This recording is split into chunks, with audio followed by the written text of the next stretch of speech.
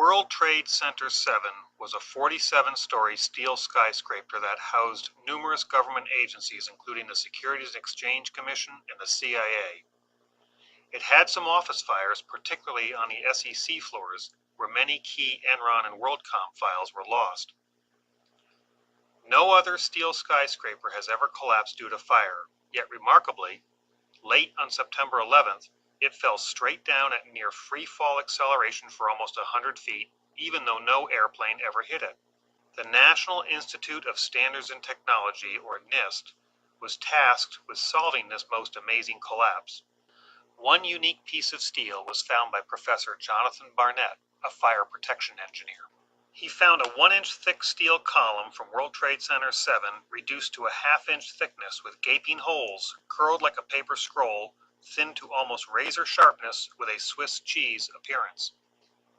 And Professors Biederman and Sisson of Worcester Polytech confirmed the presence of eutectic formations on the steel. The Swiss cheese appearance shocked all of the fire-wise professors, who expected to see distortion and bending, but not holes. And the New York Times called these findings perhaps the deepest mystery uncovered in the investigation. FEMA conducted a preliminary building performance study in 2002. In an Appendix C of their report, they mentioned the mysterious eutectic mixture that attacked this steel. The severe corrosion and subsequent erosion of the samples are a very unusual event. No clear explanation for the source of the sulfur has been identified. So what is a eutectic mixture? It's an alloy or mixture whose melting point is lower than that of any other alloy or mixture of the same ingredients. As the sulfur content of iron oxide increases, the melting point decreases. So the problem is, what is the source of the sulfur that causes steel to look like Swiss cheese? There are two primary theories. The mainstream explanation is that the source of the sulfur was from normal building materials found in the rubble. In 2006, Frank Greening prepared a report outlining potential sources of sulfur. Dr. Greening identified the following major potential sources of sulfur: gypsum wallboard, diesel fuel oil, and molten aluminum reactions with gypsum. Mainstream media, such as movies, have said the sulfur came from masses of gypsum wallboard that was pulverized and burned in the fires. But independent scientists have developed their own studies that suggest other sources for the sulfur in the eutectic mixture. Specifically, various incendiaries, including thermate, was a contributing cause of the intergranular melting. The main chemical reaction in thermate is the same as thermite, but it also contains sulfur. Sulfur generates a eutectic system when molten thermate interacts with iron or steel, lowering the melting point of iron. But scientists on both sides wanted NIST to address this critical evidence in their final World Trade Center 7 report. Professor Jones said NIST should do an easy experiment in the presence of gypsum and then test whether sulfur has entered the steel. And Dr. Greening wisely wrote at the end of his report, by way of verifying these conclusions, it is suggested that NIST fire tests should be repeated using more realistic environments that include shredded aluminum alloy 2024, crushed concrete and gypsum, water, rusted steel, aviation fuel, plastics, etc. And FEMA said a detailed study into the mechanism of this phenomenon is needed to determine what risk, if any, is presented to existing steel structures exposed to severe and long-burning fires. And Ryan Mackey wrote, at the time of writing, NIST has not yet issued its report on WTC-7. It may and should address this issue in the final report. And even NIST said that their report would address all major recommendations contained in the FEMA report. Unfortunately, NIST did not address this issue in their WTC-7 final report, nor conduct any experiments as suggested by Dr. Greening to verify the gypsum board hypothesis. So how can we tell who is not correct? We need to conduct an experiment, the arbitrator of opposing hypothesis. I used a W12 by 50 wide flange beam, which has thinner flanges than the original steel used in WTC-7. Using my oxyacetylene torch, I cut 2 holes in the flange so I could lift the completed assembly. I then placed gypsum board on the top and bottom flanges and subdivided the space in the web with multiple thicknesses of gypsum board.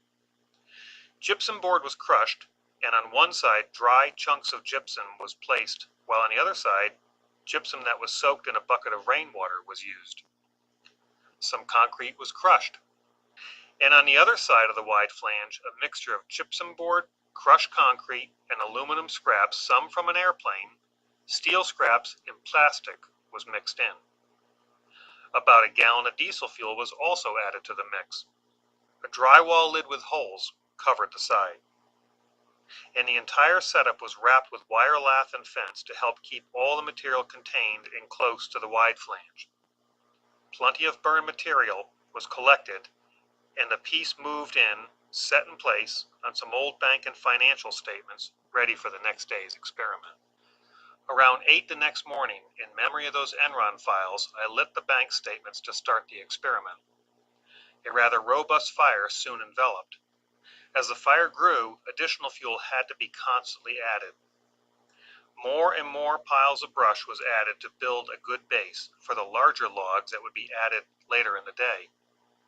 All morning long and part of the afternoon, the fire was fed with more and more fuel, including brush, trimmings, and some furniture and door panels were also added. After all the piles of brush were finally consumed, entire loader buckets of larger logs were added. The inferno burned all throughout the day, reaching temperatures that could easily melt aluminum cans and aluminum gutters. The fire blazed throughout the night, bringing the temperatures high enough to make the wide flange beam glow red. The fire burned for over 24 hours, and the coals lasted for another full day. By midweek, the fire was cool enough to remove the test piece. The ashes were raked off, and the test piece lifted out for observation. The wire lath and fencing was clipped off, and the gypsum removed. For the most part, all the aluminum scrap was gone, with the exception of a few small blobs. The steel beam did not have any holes whatsoever. In fact, it was still quite solid and sound. The aluminum, concrete, drywall, diesel fuel, and building materials did not cause any intergranular melting. So, if the concrete, drywall, aluminum, and diesel fuel did not cause the intergranular melting and sulfidation, then some uncommon substance that is not normally found in buildings must have caused it. And that uncommon substance must have been inside the structure before their destruction.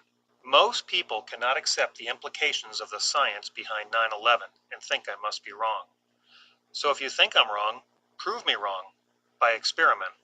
But remember, there may be a reason why diesel storage tanks don't look like Swiss cheese, and why drywall is placed directly on steel stud framing and structural steel for fire insulation, and a reason why those fire-wise professors were so perplexed. And even though the fire-wise professors, FEMA, Mr. Mackey, and Dr. Greening all suggested that NIST should test and investigate to find the source of the sulfur, there is a reason why NIST ignored all their advice and never conducted any experiments or found that source of sulfur to solve this deepest of mysteries. Perhaps NIST knew the most logical cause of the sulfidation of the steel is from some type of thermitic reaction because it matches all other evidence, such as the molten steel or iron flowing out the side of the tower well before its collapse, the iron spheroids found in the dust, which is a direct byproduct of a thermitic reaction, the NASA thermal images of the rubble piles indicating very high temperatures days after the event that can be caused by ongoing thermitic chemical reactions, and the high-tech explosive nanothermite found all through the dust. And of course the fact that the remarkable collapse supposedly from a new phenomenon called thermal expansion due to an office fire looks exactly like a controlled demolition. The murder of thousands on 9/11 wasn't considered a crime, and therefore never investigated as a crime, which may be why so much forensic evidence is ignored, such as the iron microspheres and the explosive nanothermite found in the dust, and that mysterious eutectic steel. Don't they deserve some justice?